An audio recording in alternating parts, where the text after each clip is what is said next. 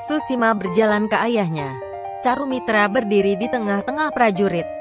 Susima mengatakan, apa yang akan aku beritahu hari ini mungkin mengejutkanmu. Tapi kau harus mengetahui hal ini. Susima bersandar lebih dekat dengan Bindusara. Aku merasa sangat sedih mengatakan ini. Kau telah mencapai keberhasilan dalam setiap fase kehidupan. Sebagai penguasa dan sebagai seorang suami. Asoka benar tentangmu. Kau tidak dapat mendengar atau melihat mereka. Bindusara berkata, apakah kau tidak malu untuk menyeberang batasanmu? Susima mengangguk. Tapi ketika aku berpikir bagaimana ayahku tidak menyadari ketika begitu banyak yang terjadi tepat di bawah hidungnya. Apakah kau merasa sedih karena Siamak meninggal? Bindusara mengatakan tidak. Susima bertanya sekali lagi. Apakah kau tahu mengapa darahmu tidak mendidih ketika salah satu dari anakmu membunuh yang lainnya? Dia bukan darahmu. Bindusara tertegun. Susima menawarkan untuk memberikan bukti. Kau tidak pernah menyadari mengapa Rani Nur selalu menghabiskan lebih banyak waktu dengan saudaramu Justin daripada dirimu. Bindusara berpikir contoh di masa lalu. Bindu terlihat syok. Bindusara memegang dadanya yang kesakitan. Dia meminta prajurit berhenti. Susima adalah anakku. Carumitra adalah istriku. Bindusara menjerit memanggil Asoka dan pingsan sambil memegang dadanya.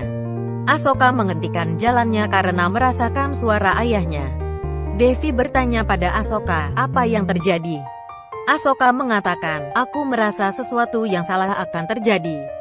Sebelum sesuatu menjadi tidak beres, kita harus sampai di Patliputra. Acarya Radagupta melihat istana dalam keadaan kosong.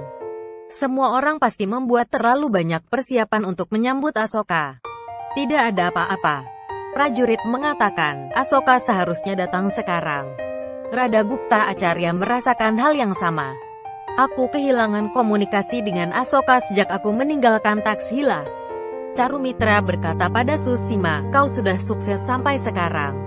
Tapi apakah kau tahu apa yang akan terjadi ketika dia bangun? Susima berpikir positif tentang dirinya sendiri. Carumitra mengingatkannya, kau harus memerintah Patliputra. Aku membuat ramuan khusus ini menggunakan bahan-bahan khusus. Berikan ini pada Bindusara saat dia tertidur.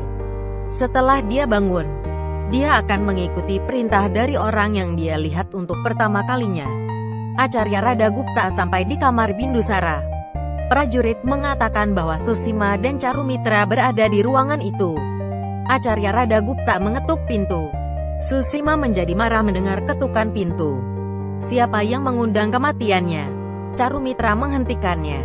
Kita harus membuatnya memakan ramuan ini sebelum dia bangun. Mereka memberi makan Bindusara ramuan itu. Carumitra berdiri di depan Bindusara. Tapi Susima melangkah ke depan. Carumitra berpikir kalau Susima juga berlagak pintar dengannya.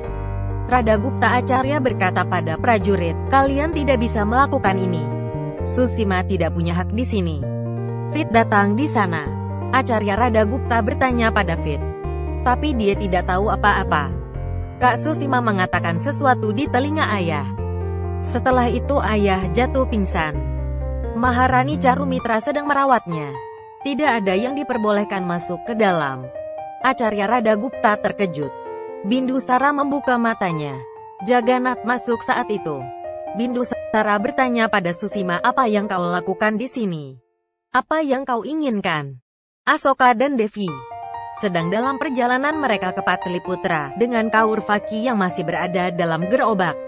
Asoka mengangkat Kaurvaki dan berjalan. Susima marah memikirkan ramuan tidak bereaksi positif. Dia tidak akan menanyakan itu kepadaku. Carumitra berkata, ramuan ini bukan untuk disalahkan untuk ini. Bindusara bertanya pada Susima, siapa yang meminta air lagi? Bindusara menuangkan air untuknya. Jagannath kebingungan melihat Bindusara memberikan segelas air untuk Susima. Lalu Susima meminta Bindusara untuk duduk. Bindusara menurut. Dia adalah boneka kita sekarang. Kita pasti akan menang sekarang. Jagannath mengatakan, sekarang Bindusara akan melakukan apapun yang kau minta. Susima tersenyum. Prajurit menghalangi jalan Asoka. Asoka meminta mereka untuk minggir atau mereka akan menanggung akibatnya. Aku harus pergi ke tabib. Jagannath datang ke sana saat itu. Kau membunuh putriku. Asoka bertanya kepadanya, apa yang kau lakukan di sini? Jagannath bersadiwara depannya. Dia membawa Kaurvaki masuk bersamanya. Asoka mencoba untuk mengejarnya, tapi prajurit tidak biarkan dia pergi ke depan. Asoka pergi untuk berbicara dengan Bindusara. Dia marah dan berjalan di dalam ruang sidang, dan mulai berbicara dengan Bindusara. Saat itu, Susima memberitahu Asoka untuk meminta izin sebelum memasuki dalam ruang sidang. Asoka kaget melihatnya. Asoka mengatakan, kau masih hidup. Susima menjawab, aku tahu bagaimana cara kembali dari kematian. Asoka mengatakan, tidak mungkin untuk menghindari kematian ketika datang dalam bentuk Asoka. Bindusara memberitahu dia untuk berhenti. Asoka bertanya, bagaimana ayah membiarkan pengkhianat ini berkeliaran dengan bebas di tanah air kita? Kau tahu semua yang telah ia lakukan. Namun kenapa kau membelanya? Bindusara berkata, dia anak sulungku. Dia mengulangi apa yang dikatakan oleh Susima. Asoka memanggil Susima pengkhianat. Susima berkata, kau tahu konsekuensi berbicara seperti ini tentang ahli warisku. Asoka bertanya, apa yang terjadi padamu? Apa yang kau katakan? Bindusara mengumumkan Susima sebagai pewarisnya. Aku memberikan semua hak padanya. Semua keputusannya akan mendapat dukunganku secara penuh. Carumitra dan Susima tersenyum. Fit bertanya pada Asoka, apa yang terjadi dengan ayah? Beberapa waktu yang lalu, dia mengatakan padaku kalau dia ingin membuatmu menjadi raja. Bagaimana dia bisa mengubah kata-katanya? Asoka yakin Carumitra menggunakan sihir hitam pada ayahnya. Tapi dia tidak pernah bisa mengatakannya. Susima memerintahkan prajurit untuk menangkap Asoka. Tapi tidak ada bergerak. Susima berbalik pada Bindusara. Kau telah menjadikanku pewarismu, dan memberiku semua hakmu. Namun, tidak ada yang menurutinya. Asoka mengatakan, semua yang hadir di sini tahu siapa yang layak duduk di atas tahta. Susima berkata, raja seperti layaknya dewa di dunia. Kau telah memilih kematianmu dengan melawan kata-kataku. Asoka bertanya pada Acarya Radagupta, mengapa kau diam? Kau tahu perbedaan antara benar dan salah.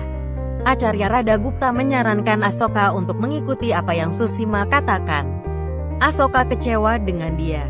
Aku tidak pernah berpikir kau akan mengatakan itu. Kau adalah murid Acarya Canakya. Aku tidak pernah berpikir kau akan kehilangan kepercayaan seperti ini satu hari ini. Acarya Radagupta melihat ke bawah. Aku mengambil sumpah untuk melayani tahta ini. Dedikasiku terbatas untuk itu.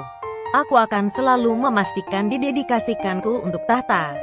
Asoka bertanya, apakah kau pikir Susima layak? Lalu Jagannath masuk dan meminta keadilan. Anakmu Asoka membunuh telah anakku. Kalau sampai dia tidak dihukum atas kejahatannya, aku tidak akan tenang jika kau tidak menghukumnya. Maka masalah yang sampai sekarang terbatas pada dua keluarga akan menjadi masalah antara dua negara. Seluruh Kalinga akan menjadi musuh dari Magadha. Anakmu Asoka akan bertanggung jawab untuk itu. Dan cinta butamu pada anakmu. Asoka mengatakan, tidak benar. Aku tidak pernah membunuh Kaurvaki. Kau meninggalkannya untuk mati. Aku membawanya ke sini. Kau tahu itu dengan baik. Jagannath menolak untuk menerimanya. Asoka mengatakan, tidak ada yang memiliki kepentingan untuk mendengarmu di sini.